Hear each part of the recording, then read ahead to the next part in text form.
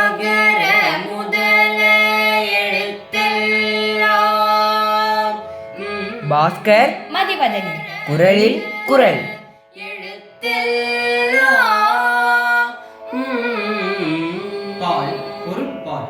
இயல் குடியியல். அதிகாரம் இரவு அச்சம். குரல் எண் 1068. இரவு என்னும் ஏமாப்பையில் தோணி கரவு என்னும் பார்த்தாக்க பக்குவிடும். இரவு என்னும் ஏமாப்பையில் தோணி கரவு என்னும் பார்த்தாக்க பக்குவிடும். இரவு என்னும்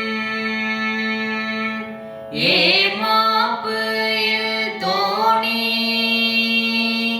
கரவு என்னும் பார்த்தாக்க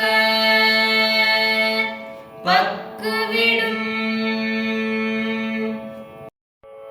வறுமை என்னும் கடலை யாசித்தல் என்னும் பாதுகாப்பு இல்லாத படகில் ஏறி கடக்கலாம் என்று முயன்றால் பிறகு அப்படகானது நீரினால் மறைக்கப்பட்டு இருக்கும் பாறையில் போய் மோதி உடைபடும்.